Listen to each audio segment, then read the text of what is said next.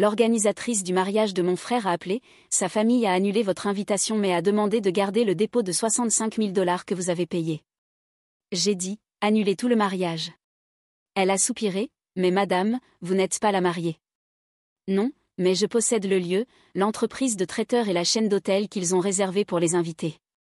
Je suis Nathalie Warren, 34 ans, propriétaire de Saphir Luxury Hotel et Elite Catering.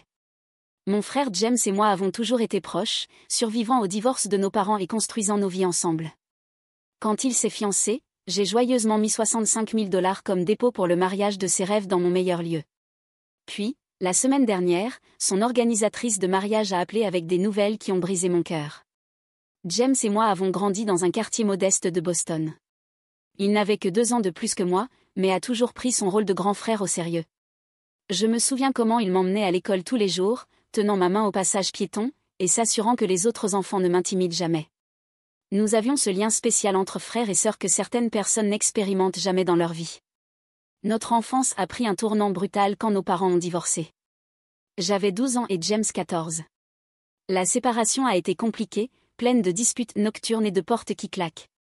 Notre père Robert était un comptable accro au travail qui trouvait rarement le temps pour des dîners en famille. Notre mère Linda se sentait négligée et a finalement trouvé de la compagnie ailleurs. Aucun d'eux n'a réalisé comment leur séparation nous impacterait. Après que le divorce fut finalisé, nos parents se sont installés dans une guerre froide. Ils ne communiquaient que quand c'était absolument nécessaire, nous utilisant comme messagers. Dis à ton père qu'il est encore en retard sur la pension alimentaire, ou demande à ta mère si je peux vous chercher 1 heure plus tôt dimanche. James et moi avons rapidement appris à dépendre l'un de l'autre plutôt que de nos parents distraits. La situation financière à la maison est devenue tendue. Maman avait été une mère au foyer et devait soudainement trouver du travail avec des compétences dépassées. Papa a déménagé dans un petit appartement et semblait plus intéressé par sa nouvelle petite amie que par payer les factures à temps. À 16 ans, je travaillais après l'école dans un restaurant local. James a trouvé un emploi à stocker les étagères au supermarché. Nous rassemblions nos gains pour acheter des provisions quand maman était à court d'argent. Nous n'avons que nous deux, Nat, me disait James pendant que nous comptions des pièces sur le sol de notre chambre. Peu importe ce qui arrive, je te soutiendrai toujours. Cette promesse nous a menés à travers le lycée et au-delà. Quand j'ai décidé d'étudier la gestion hôtelière à l'université, James a été mon plus grand supporter. Il avait choisi de sauter l'université et était allé directement dans la construction, passant d'apprenti à contremaître à 23 ans. Il m'envoyait une partie de son salaire chaque mois pour aider avec les manuels et les frais de logement. Ma carrière a été difficile mais gratifiante. J'ai commencé comme réceptionniste dans un hôtel-boutique en finissant mon diplôme. Le gérant a remarqué ma dévotion et m'a promu superviseur en 1 an. À 27 ans, j'étais montée directrice des opérations dans l'un des hôtels les plus prestigieux de la ville. C'est alors que j'ai pris mon plus grand risque. Avec mes économies et un petit prêt commercial, j'ai acheté un hôtel historique en difficulté qui était au bord de la saisie. Le Saphir Grand avait une belle architecture mais une gestion terrible. J'ai travaillé 18 heures par jour pendant 2 années consécutives, rénovant la propriété et reconstruisant sa réputation. James était là à chaque étape. Il a utilisé ses connexions de construction pour m'aider à trouver des entrepreneurs fiables à des prix équitables. Les week-ends, il venait avec son équipe pour s'occuper de petits projets gratuitement. Considère ça comme un investissement dans notre futur, disait-il, avec un clin d'œil. Le Saphir Grand est devenu rentable dans sa 3e année sous ma propriété. J'ai utilisé ce succès pour sécuriser le financement pour un 2e emplacement, puis un 3e. À 30 ans, j'avais 5 hôtels de luxe dans mon portefeuille et avais lancé Elite Catering, une entreprise de services alimentaires haut de gamme spécialisée dans les mariages et événements corporatifs. Pendant tout mon parcours entrepreneurial, James est resté mon rock. Il célébrait chaque jalon et me consolait à travers chaque revers. Quand un tuyau a éclaté au Saphir Boston, causant des milliers de dégâts d'eau, James a conduit 3 heures au milieu de la nuit pour aider à superviser les réparations d'urgence. Nos parents ont remarqué notre succès, mais de façon différente. Papa voulait soudainement se reconnecter, nous invitant à dîner dans des restaurants chers et nous présentant à ses associés commerciaux. Maman est devenue étrangement compétitive, comparant ses modestes accomplissements à nos chances. Aucun d'eux n'a reconnu que leurs enfants avaient réussi malgré leur absence, pas à cause de leur soutien. Puis Melissa Blake est entrée en scène.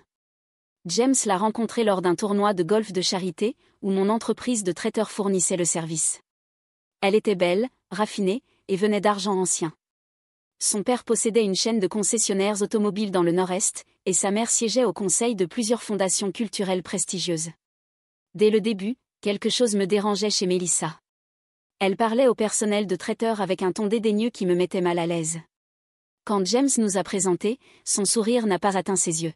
« Oh, tu es la petite sœur qui travaille dans les hôtels. »« Comme c'est intéressant, » a-t-elle dit, regardant autour comme si elle cherchait quelqu'un de plus important avec qui parler.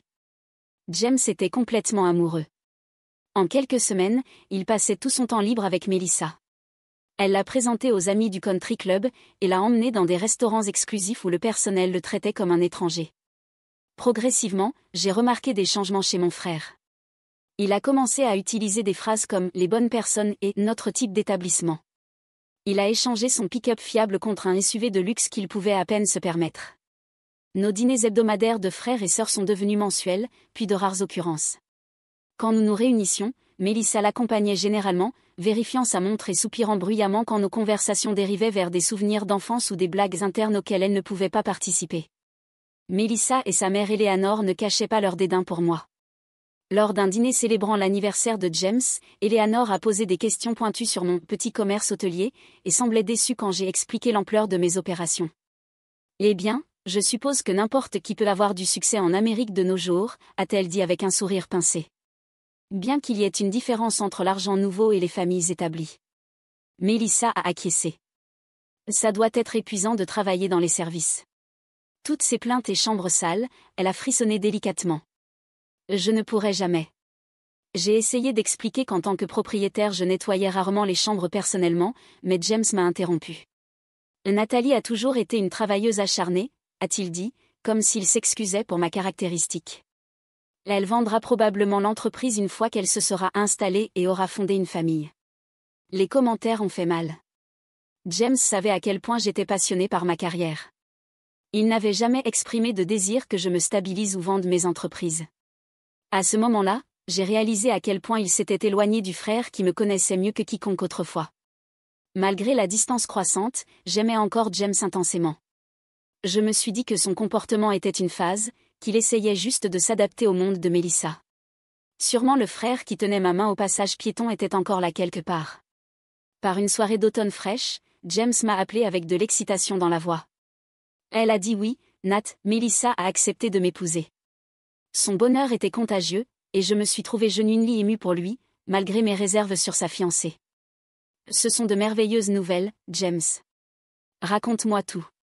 Comment as-tu demandé sa main? Je me suis enroulée dans mon canapé, prête à entendre les détails romantiques. James s'est lancé dans l'histoire de sa proposition élaborée à la maison d'été de la famille Blake dans les Hamptons. Il avait arrangé un chef personnel, un quatuor à cordes, et des milliers de pétales de roses éparpillés sur la plage. La bague était un diamant de 4 carats qui lui avait coûté presque 6 mois d'économie. Ça semble parfait, ai-je dit, ignorant le nœud dans mon estomac. L'extravagance semblait différente du frère pratique avec qui j'avais grandi. Avez-vous déjà fixé une date? Melissa veut un mariage en juin. Sa mère dit que les meilleurs lieux se réservent 1 an à l'avance, donc nous devons commencer à planifier immédiatement. Il a fait une pause. Il n'y a qu'un problème. Les endroits qu'Eleanor a suggérés sont déjà réservés, ou bien au-delà de notre budget. Je pouvais entendre le stress dans sa voix. James gagnait bien comme gestionnaire de construction, mais les Blake vivaient dans une stratosphère financière différente. Je savais qu'il était inquiet d'être à la hauteur de leurs attentes. Que dirais-tu du Saphir Grand, ai-je suggéré. La salle de bal peut accueillir 300 invités, et les jardins seraient magnifiques pour une cérémonie en juin. Il y a eu du silence de l'autre côté de la ligne. Je ne sais pas, Nat, Melissa a le cœur tourné vers le Rosewood ou le Peninsula.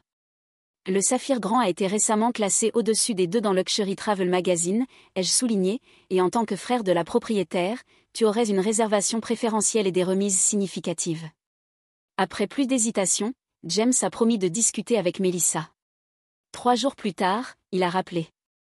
Melissa considérera le Saphir Grand, mais elle veut voir d'abord, et elle s'inquiète pour le traiteur. Sa mère connaît plusieurs chefs célèbres.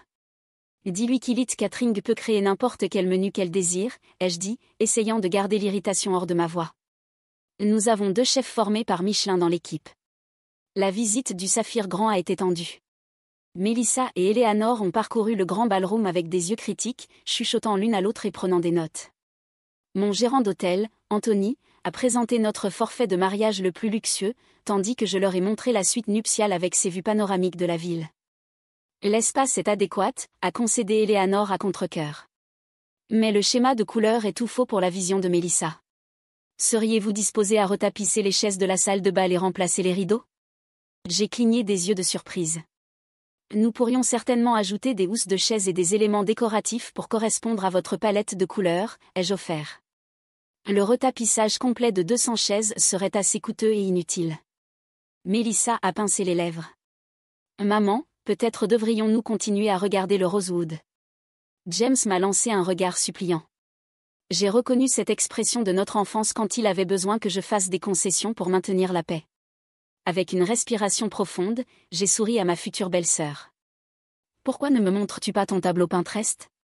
Je suis sûre que nous pouvons trouver des solutions créatives pour transformer l'espace exactement en ce que tu visualises. Cette concession a ouvert les vannes. Pendant l'heure suivante, Mélissa a détaillé son mariage de rêve, qui semblait avoir été tiré directement d'une cérémonie royale. Elle voulait des fleurs importées, des installations d'éclairage personnalisées, une fontaine de champagne, et un gâteau de 10 étages. Quand Anthony a discrètement fourni une estimation préliminaire, James a pâli. Même avec ma remise de propriétaire, le mariage coûterait bien plus de 100 000 $. C'est alors que j'ai pris une décision qui changerait tout. Comme mon cadeau pour vous deux, ai-je dit, j'aimerais couvrir le dépôt du lieu et du traiteur. 65 000 $ pour votre jour spécial. Les yeux de James se sont écarquillés. Nat, c'est trop généreux, nous ne pouvons pas accepter ça. Mais Mélissa et Eleanor ont échangé des regards. Ce serait adorable, a dit Mélissa rapidement. Nous acceptons votre offre généreuse. Même pour une femme d'affaires prospère comme moi, 65 000 $ était une somme significative. Cela représentait le profit de plusieurs mois d'opération. Mais je me suis dit que ça valait la peine de soutenir mon frère. Et peut-être de construire un pont avec ma nouvelle famille élargie. Le processus de planification a commencé immédiatement. Mélissa a engagé Victoria, l'une des organisatrices de mariage les plus exclusives de la ville, pour coordonner les détails. Je m'attendais à être incluse dans les décisions principales, étant donné ma contribution financière et ma propriété du lieu, mais j'ai rapidement découvert que je me trompais. Mélissa a programmé des dégustations avec mon équipe de traiteurs sans m'inviter. Victoria a envoyé des emails sur les changements architecturaux de la salle de bal, sans me copier dans la correspondance. Quand j'ai demandé à James pourquoi j'étais exclue, il semblait mal à l'aise. Mélissa veut juste s'assurer que tout est parfait, a-t-il expliqué. Elle sent qu'il pourrait y avoir un conflit d'intérêts si tu es trop impliqué, puisque c'est ton entreprise. J'ai avalé mes sentiments blessés et essayé de respecter leur processus. Cependant, la situation est devenue de plus en plus difficile alors que Mélissa et Eleanor faisaient des demandes exigeantes et souvent déraisonnables. Elles ont insisté pour que mon équipe retire un lustre historique de la salle de bal parce qu'il ne correspondait pas au schéma de couleur de Mélissa. Elles ont exigé que la cuisine crée 15 menus d'échantillons différents avant de faire une sélection. Elles ont programmé des rendez-vous avec ma coordinatrice d'événements déjà surchargée à des heures étranges, souvent en annulant au dernier moment. Pendant tout cela, j'ai maintenu mon professionnalisme. Je voulais que ce mariage soit parfait pour James, même si cela signifiait tolérer le comportement de Mélissa. Mon équipe, loyale envers moi, a fait de son mieux pour accommoder les demandes infinies, bien que je puisse voir la tension sur leur visage. Vous êtes une sainte, m'a dit Anthony, après une réunion particulièrement difficile avec Eleanor. Si elle n'était pas votre future famille, je lui aurais montré la porte il y a des semaines. Le dépôt de 65 000 $ a été officiellement traité 6 mois avant la date du mariage. J'ai signé les papiers moi-même, spécifiant qu'ils couvraient la location du lieu, le forfait de base de traiteur et les chambres d'hôtel pour la fête de mariage. Les coûts supplémentaires pour les améliorations, les demandes spéciales et l'hébergement des invités seraient facturés séparément. Alors que la date du mariage approchait, je m'attendais à recevoir mon invitation formelle. Quand la marque de 3 mois est passée sans enveloppe dans ma boîte aux lettres, j'ai mentionné casually à James lors d'un de nos appels téléphoniques de plus en plus rares. Oh, les invitations sont sorties la semaine dernière, a-t-il dit vaguement. Mélissa s'est occupée de la liste d'invités. Je suis sûre que la tienne est en route. Un autre mois est passé. Aucune invitation n'est arrivée. Je me suis dit qu'il devait y avoir eu une confusion avec le courrier, ou peut-être qu'il supposait que je n'avais pas besoin d'une invitation formelle, puisque j'étais si intimement impliquée avec le lieu. Pourtant, un sentiment d'inquiétude a commencé à grandir au fond de mon estomac. Le premier signe vraiment alarmant est venu quand ma cousine Dana a appelé pour me remercier pour l'invitation au mariage de James. L'invitation est magnifique, s'est-elle extasiée. Ce relief doré a dû coûter une fortune, et la note manuscrite de Melissa était une si belle touche. Mon cœur s'est serré. Je n'avais reçu ni invitation ni note manuscrite. Quand j'ai vérifié avec d'autres membres de la famille, j'ai découvert que tous avaient reçu leurs invitations depuis des semaines. Ce soir-là, j'ai appelé James directement.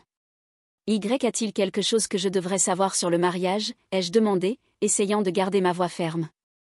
Tous les autres semblent avoir reçu leurs invitations. Il y a eu une longue pause de l'autre côté de la ligne. Melissa s'est occupée de la liste d'invités, a-t-il dit finalement. Je vais vérifier avec elle et te rappeler. 3 jours plus tard, je n'avais toujours pas eu de ses nouvelles. J'ai décidé d'avoir une approche plus directe et lui ai envoyé un message. Dois-je finaliser mes détails de présence pour ton mariage? Dois-je amener un accompagnateur? Quelle couleur de robe coordonnerait avec la fête de mariage? Sa réponse était vague et évasive. Encore en train de régler quelques détails. Je te ferai savoir bientôt. À peu près à la même époque, j'ai remarqué d'autres schémas préoccupants. L'enterrement de vie de jeune fille avait apparemment eu lieu le week-end précédent, mais je n'avais pas été invitée. Des photos sont apparues sur les réseaux sociaux montrant James, Melissa et les 2 familles dans ce qui ressemblait à une séance photo de fiançailles au jardin botanique. Encore une fois, je n'avais pas été incluse, ou même informée. Lors d'une vérification de routine avec mon équipe d'hôtel sur les arrangements du mariage, j'ai appris que Melissa avait demandé une réunion pour revoir l'arrangement des sièges pour la réception. Curieuse, j'ai demandé à voir une copie. Mon nom n'était nulle part. Il doit y avoir une erreur, ai-je dit à ma coordinatrice d'événements. Je suis la sœur du marié. Elle semblait mal à l'aise. Mademoiselle Blake a été très spécifique sur les arrangements de sièges. Elle a revu personnellement chaque nom, plusieurs fois. La situation a atteint son paroxysme quand nos parents ont organisé un dîner en famille un mois avant le mariage. C'était la première fois en année que ma mère et mon père seraient dans la même pièce, un témoignage de la signification du mariage de James.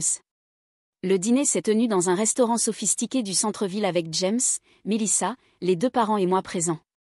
Dès le moment où nous nous sommes assis, la tension était palpable. Melissa continuait à chuchoter à sa mère et à lancer des regards dans ma direction. Quand la conversation s'est tournée vers les détails du mariage, ils ont parlé en termes vagues, changeant de sujet chaque fois que je posais des questions spécifiques. Pendant le plat principal, Eleanor a fait un commentaire qui m'a envoyé un frisson dans la colonne vertébrale. Il est si important d'avoir la bonne atmosphère lors d'un mariage, a-t-elle dit, faisant tourner son verre de vin. Les bons invités, les bonnes connexions. Un mariage n'est pas seulement une célébration. C'est une déclaration sur votre place dans la société. Melissa a acquiescé. Certaines personnes ne comprennent simplement pas les implications sociales d'un événement de haut profil, a-t-elle ajouté, me regardant directement. Gérer des hôtels c'est une chose, mais apprécier la vraie élégance est tout à fait différent. Mon père, jamais particulièrement perceptif sur les dynamiques sociales, a ri inconfortablement. Nathalie comprend parfaitement l'élégance. Ces hôtels sont bien classés dans la catégorie luxe. Le sourire d'Eleanor n'a pas atteint ses yeux. Oui, mais il y a une différence entre servir l'élite et en être une. N'est-ce pas? L'implication était claire. À leurs yeux, j'étais laide, pas une égale sociale. J'ai regardé James en espérant qu'il me défende, mais il étudiait son assiette intensément, évitant le contact visuel. Ma mère, sentant peut-être ma souffrance, a essayé de changer de sujet. Nathalie a été si généreuse avec sa contribution au mariage. Le lieu semble absolument éblouissant. La réponse de Melissa a été rapide et tranchante.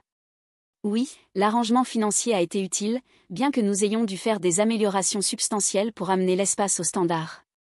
J'ai eu l'impression d'avoir reçu une gifle. Mon hôtel principal, le joyau de mon empire commercial, était décrit comme sous-standard par une femme qui n'avait jamais travaillé un jour de sa vie. Le Saphir Grand est un établissement 5 étoiles, ai-je dit calmement. Nous accueillons des diplomates, des célébrités et oui, des mariages de société régulièrement. Bien sûr, chérie, Eleanor a tapoté ma main avec condescendance. Et nous apprécions l'effort de votre établissement pour accommoder notre vision. Après le dîner, j'ai essayé de parler avec James en privé, mais Melissa nous a interceptés. James chéri, nous devons discuter du dîner de répétition avec papa, a-t-elle dit, l'emmenant au loin. Le regard qu'elle m'a donné était triomphant, presque suffisant. Plus tard cette semaine, j'ai reçu un message troublant d'une amie qui travaillait au country club où Melissa était membre. Elle avait entendu Melissa rire avec ces demoiselles d'honneur de la fille de l'hôtel, qui pensaient qu'elle était invitée au mariage. Là, elle pense vraiment qu'elle va être assise à la table de famille, avait supposément dit Melissa. Comme si nous voulions quelqu'un comme elle en évidence sur les photos. Mais nous devons la garder heureuse jusqu'au grand jour, puisqu'elle contrôle le lieu. Une autre demoiselle d'honneur avait demandé, et l'argent qu'elle a contribué ? 65 000 c'est beaucoup à prendre sans l'inclure. La réponse de Melissa m'a glacée. Cet argent a déjà été dépensé. Qu'est-ce qu'elle va faire, le redemander ? En plus, James dit qu'elle est riche, elle s'en remettra. J'ai confronté James cette nuit-là, l'appelant et exigeant des réponses. Suis-je invité à ton mariage ou pas ? Ai-je demandé directement. Parce que d'après ce que j'entends, Melissa a d'autres idées. James a soupiré lourdement. Nat, c'est compliqué. Melissa et sa mère ont des idées très spécifiques sur la liste d'invités. Elles s'inquiètent de maintenir une certaine atmosphère. Une atmosphère qui n'inclut pas ta seule sœur. La sœur qui t'a donné 65 000 $ pour ce mariage, ma voix s'est brisée d'émotion. Tu ne comprends pas la pression que je subis, a dit James défensivement. La famille de Melissa évolue dans des cercles importants. Ce mariage pourrait ouvrir des portes pour nous deux. Depuis quand te soucies-tu des cercles importants ? Ai-je demandé. Qu'est-il arrivé aux frères qui disaient qu'on avait besoin que l'un de l'autre ? Les gens grandissent, Nathalie. Ils changent. Peut-être devrais-tu essayer ça parfois, au lieu de t'accrocher au passé. Ces mots étaient comme des poignards dans mon cœur. C'est Melissa qui parle ou toi ? Ai-je demandé doucement. Cette conversation n'est pas productive, a-t-il dit, sa voix froide. Je dois y aller. Melissa et moi avons un rendez-vous avec la fleuriste. Quand j'ai raccroché le téléphone, j'ai senti un profond sentiment de perte. Le frère que j'avais connu et aimé toute ma vie glissait au loin, remplacé par quelqu'un que je reconnaissais à peine. Pourtant, je me suis accrochée à l'espoir que c'était une folie temporaire. Que le vrai James reviendrait une fois que le stress du mariage serait passé. J'ai décidé de faire une dernière tentative pour sauver notre relation. J'ai envoyé à James un email sincère lui rappelant tout ce que nous avions traversé ensemble et exprimant ma douleur d'être exclu de son jour important. Je lui ai assuré que je continuerais à m'assurer que le lieu et le traiteur du mariage soient parfaits, indépendamment de mes sentiments personnels, parce que c'est ce que la famille faisait l'une pour l'autre. Sa réponse était brève et formelle. Merci pour ta compréhension. Je parlerai avec Melissa de la situation de la liste d'invités. Des jours sont passés sans communication supplémentaire.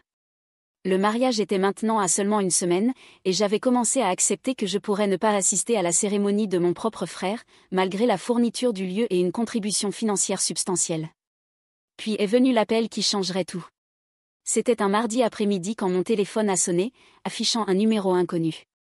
J'étais au milieu d'une réunion budgétaire avec mon équipe exécutive, mais j'ai décidé de répondre au cas où ce serait lié au mariage. Allô ? C'est Nathalie Warren, a demandé une voix féminine professionnelle. Oui, c'est moi, ai-je répondu, sortant de la salle de conférence.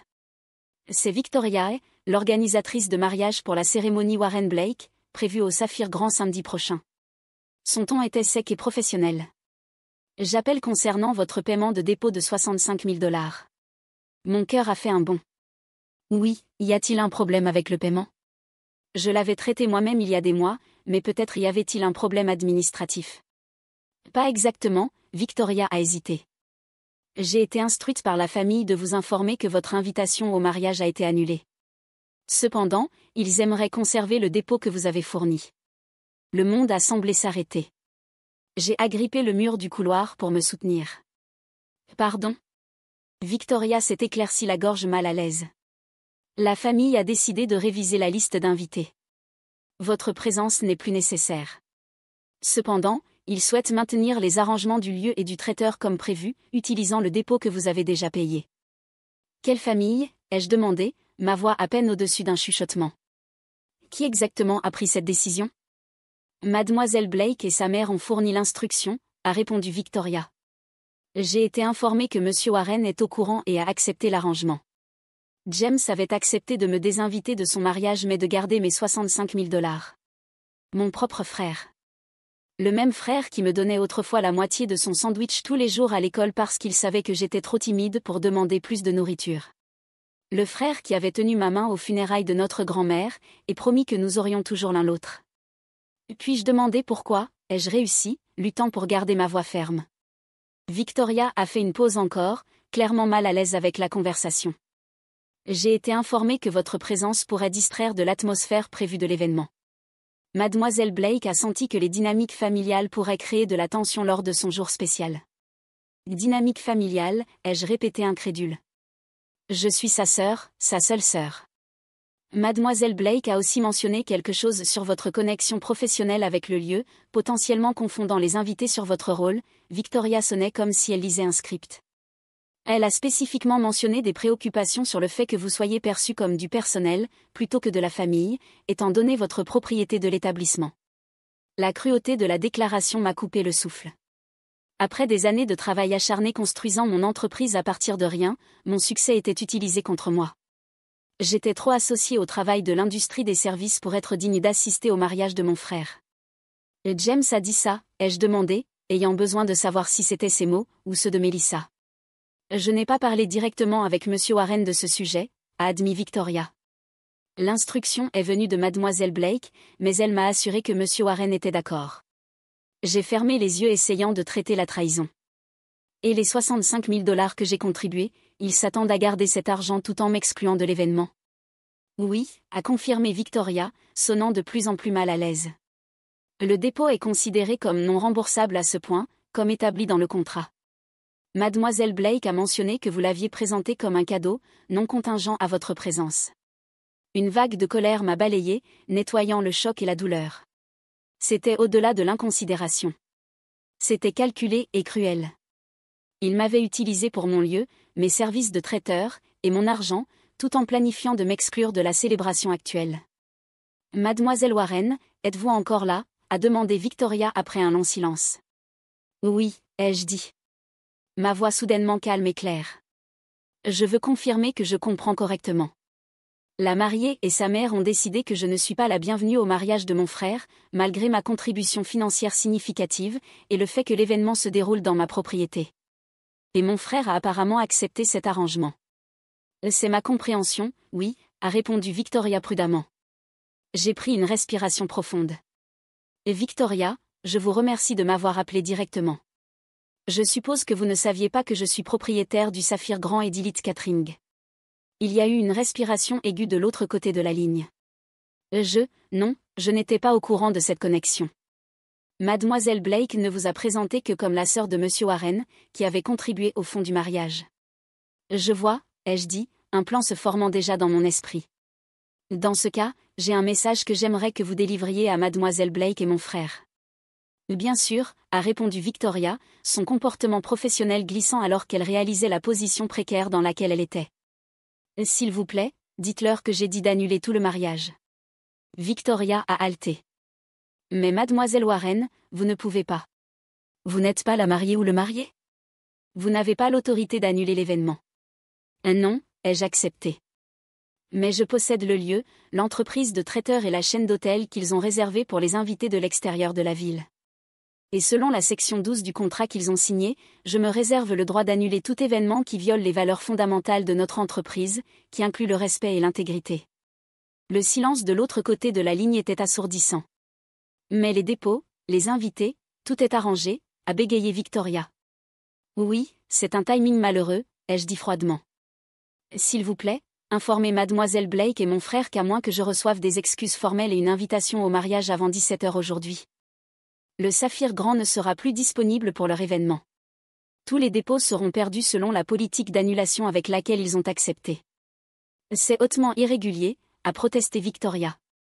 Je n'ai jamais rencontré une telle situation dans ma carrière. Moi non plus, ai-je admis. Mais alors, je n'ai jamais été désinvitée du mariage de mon frère tout en étant attendue de le financer aussi. S'il vous plaît, délivrez mon message promptement. J'ai terminé l'appel et me suis appuyée contre le mur, mon cœur battant fort. Une partie de moi ne pouvait pas croire ce que je venais de faire. Une autre partie savait qu'il était temps. Trop longtemps j'avais permis à Mélissa et sa famille de me traiter avec irrespect, pendant que je souriais et accommodais leurs demandes. Trop longtemps j'avais regardé mon frère se transformer en quelqu'un que je reconnaissais à peine. Le temps pour la passivité était fini. Si James voulait choisir les valeurs élitistes de Mélissa sur notre lien de toute une vie, c'était son droit, mais il ne le ferait pas dans mon lieu avec mon argent tout en m'excluant de la célébration. En quelques minutes, mon téléphone a commencé à sonner. C'était James. Je l'ai laissé aller au répondeur, puis Mélissa a appelé, puis Eleanor. J'ai ignoré tous, retournant à ma réunion budgétaire avec un sourire serein qui a confondu mon équipe exécutive. Tout va bien, a demandé Anthony, notant mon changement de comportement. En fait oui, ai-je répondu. Je pense que tout devient finalement très clair. À 16h30 cet après-midi, mon téléphone de bureau, portable et email étaient inondés de messages. Victoria avait apparemment délivré mon ultimatum, déclenchant une tempête de panique. Le mariage était à seulement 10 jours. Plus de 200 invités avaient confirmé leur présence. Des dépôts avaient été payés pour des fleuristes, photographes et artistes. Précisément à 16h55, il y a eu une commotion dans le lobby de l'hôtel. James était arrivé avec Mélissa et les 2 parents à la remorque. Il était temps de faire face aux conséquences de ma position. J'ai instruit mon assistante d'escorter la fête de mariage vers ma salle de conférence privée, plutôt que mon bureau. Ce n'était plus une affaire de famille, mais un litige commercial. Et je voulais que l'environnement reflète cette distinction. Quand je suis entrée dans la salle 5 minutes plus tard, la tension était palpable. Mélissa était rouge et larmoie, agrippant la main de sa mère. Eleanor semblait apoplectique, ses lèvres pressées en une ligne fine. Mes parents semblaient confus et angoissés. Et James, mon frère bien-aimé, ressemblait à un étranger, son visage un masque de colère et d'embarras. « Qu'est-ce que tu penses faire au diable » a-t-il exigé, dès que j'ai fermé la porte derrière moi. Je suis restée debout, mains entrelacées devant, exécutant les termes de notre contrat, ai-je répondu calmement, et me défendant finalement. Le père de Mélissa, Howard Blake, a fait un pas en avant. C'était un homme grand habitué à intimider les autres avec sa présence physique. C'est scandaleux. Nous avons un accord contraignant ? Vous ne pouvez pas simplement annuler un mariage avec 10 jours de préavis. J'ai rencontré son regard fermement. En fait, je peux. La section 12 du contrat du lieu établit clairement que le Saphir Grand se réserve le droit d'annuler tout événement qui viole nos standards éthiques ou représente un risque de réputation pour notre établissement. Standards éthiques, s'est moqué Eleanor. Quelle sottise est-ce ? Et essayer d'exclure la propriétaire du lieu d'un événement tout en retenant sa contribution financière constitue de la fraude, ai-je déclaré. Cela viole à la fois les standards éthiques et potentiellement la loi. Nous ne l'avons pas exclu, a protesté Mélissa, des larmes coulant sur son visage. Nous avons simplement révisé la liste d'invités. En ne retirant que moi, ai-je souligné. Après avoir accepté ma contribution de 65 000 $. Ma mère a fait un pas en avant, clairement confuse. Nathalie, que se passe-t-il ? Pourquoi ne serais-tu pas invitée au mariage de ton propre frère ? J'ai regardé James, lui donnant l'opportunité d'expliquer. Il a évité mon regard, fixant le tapis. Peut-être James ou Mélissa aimeraient expliquer leur raisonnement, ai-je suggéré, après que le silence se soit étendu inconfortablement. C'est un malentendu, a finalement dit James, sa voix sans conviction. Victoria a dû confondre les instructions. Victoria, qui avait observé silencieusement du coin de la salle, s'est redressée.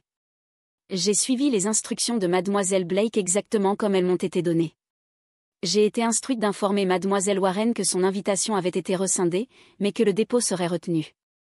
Eleanor a agité la main dédaigneusement. C'est ridicule. Donc il y a eu une erreur de communication sur la liste d'invités. Ça arrive avec de grands événements.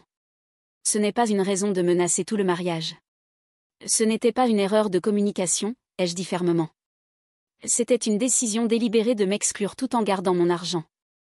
Vous avez offert cet argent comme un cadeau, a rétorqué Mélissa, abandonnant toute prétention de civilité. Les cadeaux ne viennent pas avec des conditions. En fait, ils le font fréquemment, ai-je riposté. Spécialement quand le cadeau est une transaction commerciale avec un contrat signé. Howard Blake a sorti son téléphone. C'est absurde. Je vais appeler notre avocat maintenant. Nous vous poursuivrons pour rupture de contrat. Vous êtes les bienvenus pour le faire, ai-je répondu. Mais le contrat est assez clair sur mon droit d'annuler sous ces circonstances. De plus, j'ai des preuves documentaires de l'intention de la mariée de me frauder en acceptant ma contribution financière tout en planifiant de m'exclure de l'événement. C'est une accusation sérieuse, a grogné Howard. Oui, ça l'est, ai-je accepté. Presque aussi sérieux que de dire à votre fille qu'il est acceptable de prendre 65 000 $ de quelqu'un et puis de la bannir de l'événement qu'elle a financé. Mon père, qui avait été caractéristiquement silencieux, a finalement parlé. James, est-ce vrai? Tu as accepté d'exclure ta sœur de ton mariage? James semblait pris au piège, ses yeux sautant entre Melissa et moi. C'est compliqué, a-t-il murmuré. En fait, c'est assez simple, ai-je dit, sentant un calme étrange malgré le chaos. Soit je suis la bienvenue au mariage de mon frère comme un membre de famille complet et respecté, soit il n'y aura pas de mariage au saphir grand. Melissa a explosé en larmes fraîches. Vous ne pouvez pas faire ça. Tout est arrangé.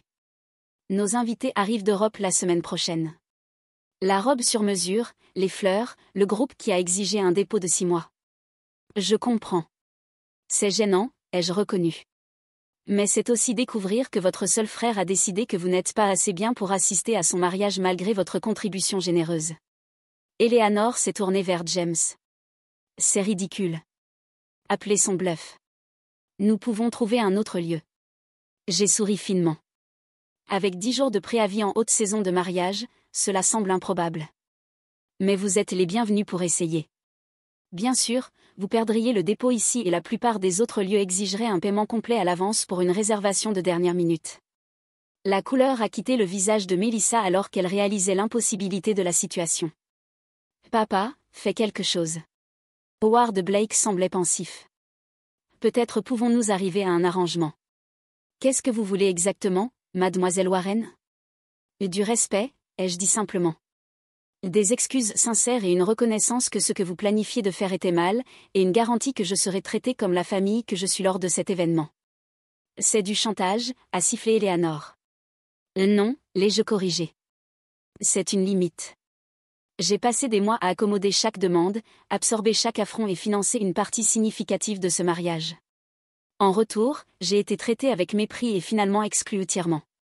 Ça se termine aujourd'hui. Ma mère s'est déplacée pour se tenir à mes côtés, surprenant tout le monde, moi incluse. Je suis d'accord avec Nathalie. Ce que vous planifiez est honteux, James. Je t'ai élevé mieux que ça. James a finalement levé les yeux, son expression un mélange de honte et de défi. Tu ne comprends pas la pression que je subis. Je comprends parfaitement, ai-je répondu. Tu étais si désespéré d'impressionner Melissa et sa famille, que tu étais prêt à trahir la sœur qui a toujours été là pour toi, la sœur qui t'a aidé à te soutenir pendant l'école technique, qui a célébré chaque succès et t'a soutenu à travers chaque échec. Quelque chose dans mes mots a semblé pénétrer le brouillard dans lequel il vivait. Pour la première fois en moi, j'ai vu un aperçu du vrai James dans ses yeux. Je n'ai jamais voulu te blesser, Nat, a-t-il dit doucement. Pourtant tu étais prêt à me bannir de ton mariage tout en gardant mon argent, ai-je souligné. Comment pensais-tu que ça me ferait sentir? Je pensais, il a hésité. Je pensais que tu comprendrais que parfois des sacrifices doivent être faits pour la grande image. Et j'étais le sacrifice, ai-je demandé, ma voix se brisant légèrement malgré ma détermination de rester composée. James n'avait pas de réponse à ça. Howard Blake s'est éclairci la gorge. Soyons pratiques à ce sujet. Mademoiselle Warren, si nous acceptons de vous inclure dans le mariage comme demandé, permettrez-vous que l'événement procède comme prévu? Ça dépend, ai-je dit. Me tournant pour faire face à James directement. Est-ce ce que tu veux, James? Suis-je juste une obligation à tolérer, ou veux-tu vraiment ta seule sœur à ton mariage? La salle est devenue silencieuse pendant que tous attendaient la réponse de James. C'était le moment de vérité, pas seulement pour le mariage, mais pour notre relation à partir de maintenant. James a regardé Melissa, puis moi, puis ses mains. Je te veux là, Nat, a-t-il dit finalement. Je t'ai toujours voulu. Je me suis juste laissé emporter par tout. La planification, les attentes. La pression de tout rendre parfait. Parfait pour qui, ai-je demandé doucement. Il n'avait pas de réponse à ça non plus. Melissa a tapé du pied frustrée. C'est mon mariage, je devrais décider qui y assiste. C'est notre mariage, James l'a corrigé, semblant trouver sa voie finalement. Et Nathalie est ma sœur. Elle devrait être là. Elle mérite d'être là. Le regard que Melissa lui a donné était venimeux. Après cette scène, tu la veux encore là? Elle vient de menacer de ruiner tout notre mariage. Après que tu aies essayé de l'exclure tout en gardant son argent, a rétorqué James, se tenant un peu plus droit. Pense à ça, Melissa. Comment te sentirais-tu si quelqu'un te faisait ça? Pour la première fois depuis que je la connaissais, Melissa semblait genuinely sans mots. Voici ce qui va arriver, ai-je dit, m'adressant à toute la salle. Je permettrai que le mariage procède comme prévu avec les conditions suivantes. Premièrement, je recevrai des excuses formelles écrites de la mariée et du marié pour la tentative de m'exclure.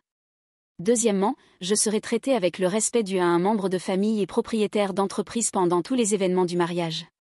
Troisièmement, ma contribution de 65 000 $ sera reconnue dans le programme du mariage comme un cadeau d'une sœur aimante, pas simplement comme une remise de lieu. Howard Blake a hoché pensivement. Ces termes semblent raisonnables étant donné les circonstances. Papa, a protesté Melissa. Ça suffit, Melissa, a-t-il dit fermement. Mademoiselle Warren nous a dans une situation difficile et tu le sais. Plus important, elle a raison. Ce que toi et ta mère avez planifié était inapproprié et potentiellement illégal. Nous avons de la chance qu'elle soit disposée à travailler avec nous. Eleanor ressemblait à quelqu'un qui avait avalé quelque chose d'aigre, mais est restée silencieuse. Mes parents ont échangé des regards, traitant clairement le drame familial dans lequel ils avaient marché.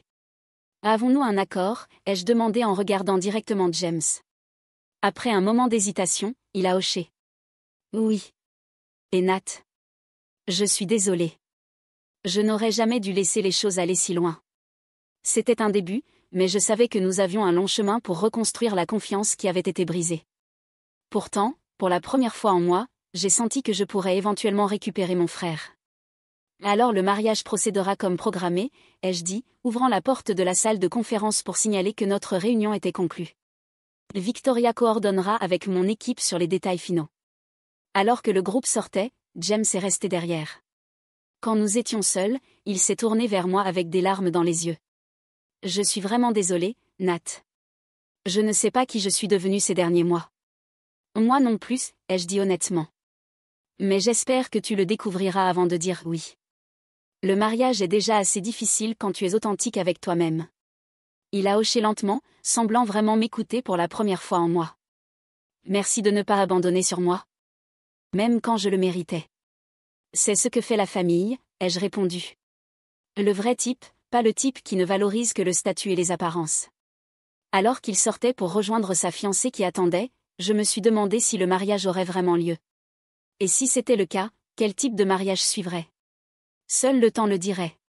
Les jours précédant le mariage ont été tendus mais productifs. Fidèle à ma parole, j'ai assuré que chaque détail du lieu et du traiteur soit parfait.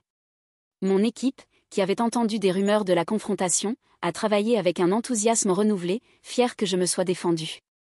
Victoria s'est avérée être étonnamment diplomatique une fois que le choc initial est passé.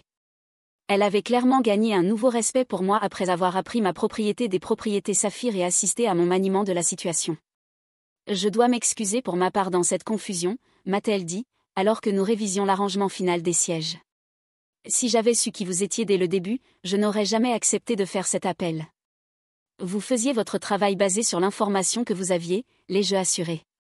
Bien qu'à l'avenir, vous puissiez vouloir questionner les clients qui vous demandent d'exclure des membres immédiats de famille tout en gardant leur argent. Victoria a grimacé. Leçon apprise, croyez-moi. Comme promis, j'ai reçu des excuses formelles écrites de James et Melissa. La partie de James semblait sincère et genuinely repentante. La contribution de Melissa était rigide et clairement guidée par l'équipe légale de son père. Mais elle rencontrait les exigences techniques de notre accord. Le dîner de répétition, tenu de nuit avant le mariage, était mon premier vrai test. Alors que j'entrais dans la salle à manger privée du restaurant, les conversations se sont tues et tous les yeux se sont tournés vers moi. J'ai gardé ma tête haute, portant une robe de créateur qui trouvait l'équilibre parfait entre élégant et confiant. James est immédiatement venu me saluer, embrassant ma joue et me menant à un siège d'honneur près de la table principale. Melissa est restée assise, offrant seulement un sourire pincé qui n'a pas atteint ses yeux. Eleanor Blake a fait un point de m'éviter hautement, pendant qu'Howard m'a surprise en s'approchant avec une branche d'olivier inattendue. Mademoiselle Warren, a-t-il dit, tendant sa main. Je veux personnellement m'excuser pour le désagrément en début de semaine. En affaires, j'ai toujours valorisé la franchise et l'intégrité. Vous avez démontré les deux, et je respecte ça. J'ai accepté sa poignée de main. Merci, monsieur Blake. J'apprécie votre compréhension. Howard, s'il vous plaît, a-t-il insisté. Nous sommes sur le point d'être famille, après tout. Pendant la soirée, j'ai remarqué James observer Melissa avec une expression de plus en plus pensive. Elle était en mode mariée total, acceptant des compliments et dirigeant des conversations avec un charme pratiqué. Mais chaque fois que l'attention était ailleurs, son sourire glissait, et elle chuchotait des instructions aiguës à l'équipe de serveurs, ou lançait des regards irrités aux invités qui échouaient à suivre sa direction conversationnelle. Après le dîner, James m'a trouvé sur la terrasse du restaurant, où j'étais sortie pour un moment de paix. « Et tu es belle ce soir, Nat, a-t-il dit, me rejoignant au balcon. Merci. C'est une belle soirée. Il a hoché, regardant les lumières de la ville. Te souviens-tu quand nous avions l'habitude de nous asseoir sur l'escalier de secours de l'appartement de maman et planifier nos futurs? J'ai souri au souvenir. Tu allais construire des gratte-ciel, et j'allais posséder une petite auberge avec un jardin. La vie s'est avérée différente de ce que nous attendions, a-t-il réfléchi. Mieux de certaines façons, ai-je dit. Bien que je puisse encore obtenir ce jardin un jour. Nous sommes restés dans un silence confortable pour un moment, le premier que nous avions partagé en moi. Je continue à penser à ce que tu as dit, a finalement admis James. À propos d'être authentique avec moi-même. J'ai attendu, lui donnant l'espace pour continuer. Je ne sais pas si je le suis, a-t-il dit doucement. Tout s'est passé si vite avec Melissa. Elle était belle, sophistiquée, connectée. La fréquenter se sentait comme être admis dans un club exclusif dont je ne savais pas qu'il existait. Et maintenant? Ai-je demandé gentiment. Il a soupiré lourdement. Maintenant je suis sur une terrasse avec ma sœur, me cachant de mon propre dîner de répétition, me demandant si je commets la plus grosse erreur de ma vie. Mon cœur a fait mal pour lui. Mais je savais que c'était sa décision à prendre. Avoir froid aux pieds est normal avant un mariage. Ça semble plus que froid aux pieds, a-t-il confessé. La façon dont elle et sa mère t'ont traité, ça a ouvert mes yeux sur des choses que j'ignorais. La façon dont elle parle au serveur quand elle pense que personne d'important ne regarde. Les commentaires qu'elle fait sur mes amis de la compagnie de construction. La pression constante de m'améliorer en changeant tout sur qui je suis. Ce sont des préoccupations valides, ai-je reconnu soigneusement. Mais le mariage est dans 2 jours, a-t-il continué, passant sa main dans ses cheveux. Tout est payé. Les invités arrivent de partout. Annuler maintenant serait un désastre. Plus de désastre qu'un divorce dans 1 an ou 5 ans, ou 10 ans avec des enfants impliqués, ai-je demandé doucement. Avant qu'il puisse répondre, la voix de Melissa a retenti de la porte. Vous voilà. Tout le monde se demande où vous avez disparu. Le masque a glissé de nouveau en place alors que James se tournait vers sa fiancée avec un sourire pratiqué. Juste en train de prendre un peu d'air avec Nathalie. Nous serons là dans 1 minute. Les yeux de Melissa se sont rétrécis légèrement alors qu'elle regardait entre nous. Ne tardez pas trop. Les Harrington sont sur le point de partir et ils sont venus de Londres. Après qu'elle se soit retirée, James m'a donné un regard d'excuse. Je devrais y aller. Bien sûr, ai-je dit, touchant son bras gentiment. Mais James, quelle que soit ta décision, je te soutiendrai. C'est ce que fait la vraie famille. Le jour du mariage est arrivé avec un temps parfait de juin. Le Saphir Grand avait été transformé en un pays des merveilles florales avec des roses blanches et des orchidées ornant chaque surface. La salle de bal brillait de lumière de bougies et de cristal, exactement comme Melissa l'avait visualisé. En tant que membre de famille, plutôt que simplement propriétaire du lieu, j'ai été assise au premier rang pour la cérémonie. Eleanor Blake a fait connaître son mécontentement avec des regards pointus, mais Howard a hoché respectueusement quand nos yeux se sont rencontrés. La musique a commencé, et la procession a débuté. James était à l'autel, paraissant beau dans son smoking, mais visiblement tendu. Alors que la marche nuptiale jouait, et Melissa apparaissait au fond de la salle au bras de son père, un soupir collectif s'est élevé des invités. Elle était indéniablement éblouissante dans une robe sur mesure qui coûtait probablement plus que la voiture de la plupart des gens. La cérémonie a procédé comme prévu jusqu'à ce que le ministre arrive à la question cruciale. Si quelqu'un peut montrer une cause juste pourquoi ce couple ne peut pas légalement être uni en mariage, qu'il parle maintenant ou se taise à jamais. Dans le bref silence qui a suivi, James a regardé directement vers moi. Nos yeux se sont rencontrés, et j'ai vu quelque chose changer dans son expression. Une clarté, une décision, un retour à lui-même. J'ai quelque chose à dire, a-t-il annoncé, sa voix ferme. La foule a murmuré de choc. Melissa a figé à côté de lui, son bouquet tremblant dans sa prise. Et James, a demandé le ministre incertainement. Je ne peux pas faire ça, a dit James assez fort pour que tous entendent. Pas comme ça. Pas quand je ne suis pas authentique avec moi-même ou avec les valeurs avec lesquelles ma sœur et moi avons été élevés. Des halètements et chuchotements ont ondulé à travers l'audience. Le visage de Melissa s'est tordu de colère et d'embarras. Qu'est-ce que tu fais, a-t-elle sifflé. James s'est tourné pour la faire face directement. Je suis désolé, Melissa. Tu es belle et talentueuse, et tu rendras quelqu'un très heureux un jour. Mais cette personne n'est pas moi. J'ai essayé de devenir quelqu'un que je ne suis pas pour m'adapter à ton monde, et dans le processus j'ai presque perdu la personne qui a toujours été là pour moi. Il m'a regardé encore, et j'ai vu mon frère, mon vrai frère, dans ses yeux encore une fois. Ce mariage est annulé, a-t-il annoncé à la foule stupéfaite. Je m'excuse pour l'inconvénient, et je remercie tout le monde d'être venu. Ce qui a suivi était le chaos. Melissa s'est effondrée dans les bras de sa mère, pleurant dramatiquement. Eleanor a crié à propos de procès et de réputation ruinée. Howard Blake, étonnamment, est resté calme, dirigeant son attention vers la gestion des réactions de sa femme et fille plutôt que de menacer James. Mon frère a marché directement vers moi, a pris ma main, et m'a mené hors de la salle de bal, loin de l'agitation. Dans la tranquillité de mon bureau, il s'est finalement effondré. Je n'arrive pas à croire que je viens de faire ça, a-t-il dit, moitié riant moitié pleurant. Tu as vu leur visage ? J'ai vu, ai-je confirmé, lui passant un verre d'eau. C'était toute une sortie. Je vais payer pour ça financièrement et socialement, a-t-il reconnu. Mais au moment où le ministre a posé cette question, j'ai su que je ne pouvais pas continuer. Tout ce à quoi je pouvais penser était comment Melissa et sa mère t'ont traité, comment elles étaient disposées à t'exclure tout en prenant ton argent. Et j'ai réalisé que si je l'épousais, j'endossais ce comportement. Je devenais un d'eux. Que vas-tu faire maintenant, ai-je demandé. Il a haussé les épaules, semblant soudainement plus léger malgré les circonstances. Retourner à mon appartement, retourner au travail, recommencer. Ce sera embarrassant pour un moment. Mais au moins je vivrai authentiquement. J'ai serré sa main. Je suis fière de toi, James. Ça a pris un vrai courage. J'ai appris de ma petite sœur, a-t-il dit avec un sourire chaleureux, la fille de l'hôtel qui a construit un empire tout en restant fidèle à elle-même. Dans les jours qui ont suivi, James a fait face aux conséquences de sa décision. Les Blake ont exigé un remboursement pour leur part des dépenses du mariage, avec quoi il a accepté de traiter au fil du temps. Certains des amis de société de Melissa ont répandu des rumeurs malveillantes sur lui. Mais ses vrais amis sont restés à ses côtés. Quant à moi, j'avais récupéré mon frère.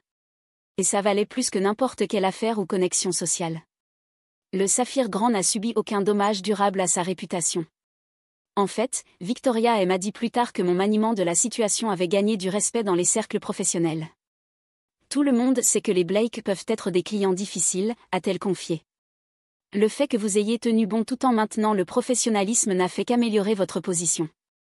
Un mois après le non-mariage, James et moi avons repris notre tradition de brunch dominicaux, quelque chose que nous n'avions pas fait depuis que Melissa était entrée en scène. Alors que nous partagions des crêpes et du café, il semblait plus lui-même qu'il n'avait semblé en années. J'ai reçu un appel d'Eleanor Blake hier, a-t-il mentionné casually. Elle voulait m'informer que Melissa fréquente un gestionnaire de fonds spéculatifs maintenant. Apparemment, ils se sont rencontrés lors d'un gala de charité 2 semaines après que notre mariage aurait dû avoir lieu. C'était rapide, ai-je observé. James a ri. Je ne suis pas surpris. Je pense que j'ai toujours été plus un accessoire qu'un partenaire pour elle. L'entrepreneur prospère avec une belle apparence rustique qui pourrait être moulée en un mari de société acceptable. Et maintenant, ai-je demandé. Maintenant je fréquente quelqu'un de nouveau aussi, a-t-il admis avec un sourire timide. Tu te souviens de Sarah du bureau de planification urbaine ? Nous nous sommes toujours bien entendus quand je soumettais des permis. Elle a appelé pour savoir comment j'allais, après avoir entendu parler du mariage, et nous avons fini par parler pendant des heures. Sarah est merveilleuse, ai-je dit sincèrement. Intelligente, gentille, et elle t'apprécie pour qui tu es vraiment. Ça fait toute la différence. James a acquiescé. Elle veut te rencontrer correctement, au fait. Je lui ai tout raconté sur ma sœur incroyable qui m'a sauvée de commettre la plus grosse erreur de ma vie. J'adorerais ça, ai-je dit, sentant une chaleur qui n'avait rien à voir avec le soleil d'été entrant par la fenêtre. Les blessures causées par Melissa et sa famille prendraient du temps à guérir complètement, mais James et moi reconstruisions notre lien, plus fort et plus sage qu'avant. Parfois il faut presque perdre quelqu'un pour réaliser à quel point il est vraiment précieux. 6 mois après le mariage qui n'a jamais eu lieu, j'étais assise dans mon bureau au Saphir Grand, révisant les rapports financiers trimestriels. La chaîne d'hôtels prospérait avec des réservations à un niveau historiquement élevé et une liste d'attente pour le traiteur d'élite qui s'étendait sur l'année suivante. Un coup à la porte a interrompu ma concentration. C'était Anthony, mon gestionnaire d'hôtel, avec une expression étrange sur le visage. « Melissa Blake est dans le lobby », a-t-il annoncé. « Elle demande à vous parler. » J'ai lâché mon stylo de surprise. « Melissa ? A-t-elle dit à propos de quoi ? » Non, mais elle semble différente. Moins impériale, si vous voyez ce que je veux dire. La curiosité l'a emporté sur moi. Faites-la monter. Quand Melissa est entrée dans mon bureau, je l'ai à peine reconnue. Disparue était la princesse de société parfaitement arrangée avec des vêtements de créateur et un maquillage impeccable. Cette Melissa portait des jeans simples, un pull, et un maquillage minimal. Ses cheveux étaient tirés en arrière dans une queue de cheval décontractée. « Merci de me recevoir », a-t-elle dit, sa voix dépourvue de l'arrogance dont je me souvenais. « Je sais que ça doit être inattendu. »« S'il vous plaît, asseyez-vous », ai-je offert, gesticulant vers la chaise en face de mon bureau. « Que puis-je faire pour vous ?» Melissa s'est assise, pliant nerveusement ses mains sur ses genoux. « Je suis venue m'excuser. » Correctement cette fois, pas avec une déclaration rédigée par un avocat. J'ai levé un sourcil mais suis restée silencieuse, attendant qu'elle continue. « Ce que j'ai fait avec vous était impardonnable », a-t-elle admis. L'essayer de vous exclure du mariage de James tout en gardant votre argent n'était pas seulement grossier, c'était cruel et potentiellement criminel. J'étais si concentrée sur la création du mariage de société parfait, que j'ai perdu de vue la décence humaine de base. Qu'est-ce qui a amené cette révélation, ai-je demandé, genine curieuse.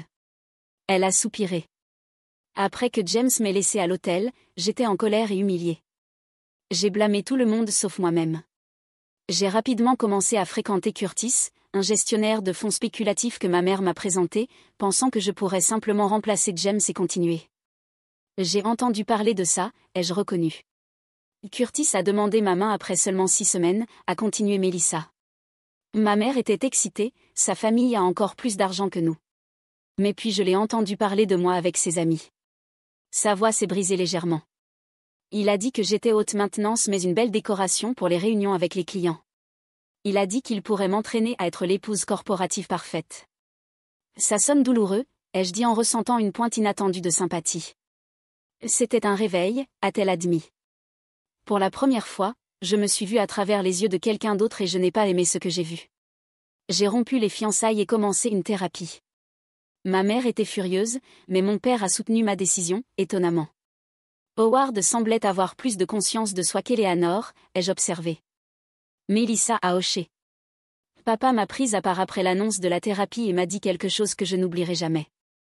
Il a dit, « Melissa, j'ai gâté l'escalade sociale de ta mère parce que je pensais que ça la rendait heureuse. Mais ça l'a transformée en quelqu'un que je reconnais à peine, et maintenant ça te fait la même chose. » Mot puissant, ai-je murmuré. Ça a été des mois difficiles d'auto-examen, a-t-elle continué. J'ai dû confronter quelques vérités laides sur moi-même et comment j'ai traité les gens, spécialement vous et James. La thérapeute m'a aidé à voir que mon comportement venait d'une insécurité profonde. Malgré tout le privilège avec lequel j'ai grandi, je ne me suis jamais sentie assez bien par mes propres mérites. Je l'ai étudié attentivement, cherchant des signes de manipulation ou d'insincérité. À ma surprise, je n'en ai trouvé aucun. Je n'attends pas de pardon, a dit Melissa, rencontrant mon regard directement. Je voulais juste que vous sachiez que je reconnais le mal que j'ai causé, et que je travaille pour devenir une meilleure personne. J'apprécie ça, ai-je dit prudemment. Les excuses sincères sont rares. Il y a encore une chose, a-t-elle ajouté, atteignant son sac. C'est pour vous. Elle m'a tendu une enveloppe. À l'intérieur était un chèque de banque de 65 000 $. Votre dépôt, a-t-elle expliqué. Il aurait dû vous être retourné immédiatement après que le mariage ait été annulé. C'était mal de ma part d'essayer de le garder. J'ai fixé le chèque avec surprise. Merci. C'est inattendu. C'est la bonne chose à faire, a-t-elle dit simplement, se levant pour partir. C'est tout ce que je voulais dire. Merci de m'avoir reçu. Alors qu'elle se tournait pour partir, je me suis trouvée à demander, avez-vous parlé avec James? Elle s'est arrêtée à la porte. Non. J'ai pensé à l'approcher, mais j'ai décidé que ce serait de l'égoïsme. Il semble heureux avec Sarah d'après ce que j'ai entendu. Il mérite ce bonheur sans que je complique les choses. Avec ça elle était partie, me laissant à pondérer la rencontre étrange. Les gens pouvaient changer, il semblait, s'ils étaient disposés à faire face à leurs erreurs honnêtement. Ce soir-là, j'ai retrouvé James et Sarah pour dîner à ma plus nouvelle propriété hôtelière. Ils rayonnaient de bonheur, clairement bien assortis en valeurs et tempérament. Sarah était chaleureuse, intelligente, et traitait l'équipe de serveurs avec une gentillesse genuine, quelque chose que j'ai noté immédiatement. « Tu ne devineras jamais qui est venu me voir aujourd'hui », ai-je dit à James pendant le dessert. Quand j'ai raconté la visite de Melissa et ses excuses, ses yeux se sont écarquillés d'incrédulité. Melissa Blake a admis qu'elle avait tort et a retourné l'argent volontairement? Tu es sûr que c'était vraiment elle et pas une imposteur? J'ai ri. C'était elle, bien qu'une version très différente de la femme avec qui tu as presque t'es marié. James a secoué la tête d'admiration. Les gens peuvent te surprendre, je suppose. Bien que je sois reconnaissant tous les jours de ne pas avoir continué avec le mariage. Sarah a serré sa main affectueusement. Moi aussi, égoïstement. Toute l'expérience m'a enseigné quelque chose d'important, ai-je réfléchi. Pendant des années j'ai défini le succès par mes accomplissements commerciaux. J'ai travaillé des heures interminables construisant la marque Saphir, parfois aux dépens des relations personnelles. Je me vantais d'être autosuffisante, n'ayant jamais besoin de demander de l'aide. Tu as toujours été la forte, a acquiescé James. Mais la force n'est pas de tout gérer seule, ai-je continué. La vraie force c'est savoir quand se défendre, quand établir des limites, et quand s'éloigner de situations qui diminuent votre valeur. Si je n'avais pas trouvé le courage de vous confronter toi et Melissa sur l'exclusion du mariage, je pourrais encore laisser les gens profiter de ma générosité tout en me traitant comme inférieure. Je suis désolée de t'avoir mise dans cette position, a dit James doucement. Nous avons tous les deux appris de ça, l'ai-je assuré. Et notre relation est plus forte d'avoir surmonté cette tempête. Dans les mois qui ont suivi, j'ai fait des changements dans ma vie personnelle et professionnelle. J'ai commencé à faire du bénévolat avec un programme de mentorat pour de jeunes femmes d'affaires, partageant non seulement des conseils commerciaux, mais des leçons sur l'estime de soi et les limites saines. Mes expériences avec Melissa et sa famille m'ont montré combien de personnes, spécialement les femmes, luttent avec se défendre dans des contextes personnels et professionnels. Je me suis aussi reconnectée avec de vieux amis que j'avais négligés pendant mes années accro au travail, trouvant de la joie dans des relations qui n'avaient rien à voir avec l'avantage commercial. James et moi avons institué une politique stricte de ne pas parler de travail pour nos brunchs dominicaux, nous concentrant sur nos vies, rêves, et le plaisir simple de la compagnie fraternelle. Peut-être plus surprenant, j'ai développé une relation cordiale avec Howard Blake. Après les excuses de Melissa, il a pris contact pour discuter d'une collaboration commerciale potentielle. Pendant le déjeuner, il a confié que mon maniement de la situation du mariage avait gagné son respect. J'ai construit mon empire de concessionnaire en reconnaissant le talent et l'intégrité, m'a-t-il dit. Vous avez démontré les deux. Eleanor et Melissa peuvent avoir la richesse et les connexions sociales, mais vous avez quelque chose de plus précieux, le caractère. Le chèque de 65 000 $ de Melissa est allé dans un fonds spécial que j'ai créé pour aider les couples qui voulaient des mariages significatifs sans tension financière. La bourse Amour Vrai. Valeur Vraie a fourni des services de lieu et traiteur au Saphir Grand pour les couples qui ont démontré un engagement authentique l'un envers l'autre et leur communauté. Quant à mon frère, lui et Sarah se sont fiancés 1 an après le désastre du non-mariage. Ils ont planifié une cérémonie simple dans le jardin de ma plus nouvelle propriété hôtelière, avec seulement des amis proches et la famille présents. Quand James m'a demandé d'être sa meilleure femme, j'ai accepté avec des larmes de joie. Le matin de son mariage, alors que je l'aidais à arranger sa cravate, James m'a regardé avec de la gratitude dans les yeux. « Et tu m'as sauvé de commettre la plus grosse erreur de ma vie », a-t-il dit. Pas seulement en arrêtant le mariage avec Melissa, mais en me rappelant qui je suis vraiment, et ce qui compte vraiment. C'est ce que fait la famille, ai-je répondu, faisant écho aux mots que j'avais prononcés pendant notre confrontation 1 an plus tôt. Le vrai type, pas le type qui ne valorise que le statut et les apparences. La leçon que j'ai apprise à travers cette expérience douloureuse était profonde, la vraie estime de soi ne vient pas de ce que vous accomplissez ou qui vous accepte, mais d'honorer vos propres valeurs et de refuser de les compromettre pour l'approbation ou l'avantage. Parfois la chose la plus aimante que vous puissiez faire pour vous-même et les autres est de dire non quand quelqu'un essaie de diminuer votre valeur. Le chemin vers la guérison a commencé avec cette position difficile, a continué à travers la reconstruction de connexions authentiques, et a mené à une vie plus riche en signification que j'aurais pu l'imaginer.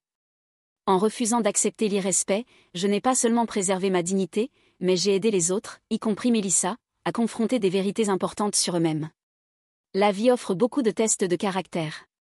Le mariage qui n'a jamais eu lieu est devenu un des miens, révélant des forces que je ne savais pas que je possédais, et des valeurs que je ne compromettrais plus jamais. En me défendant, j'ai découvert que le respect de soi est la fondation sur laquelle toutes les relations significatives doivent être construites. Vous ne pouvez pas contrôler comment les autres vous traitent, mais vous avez toujours le pouvoir de décider quel traitement vous accepterez. Parfois dire non est la première étape pour dire oui à la vie que vous méritez vraiment.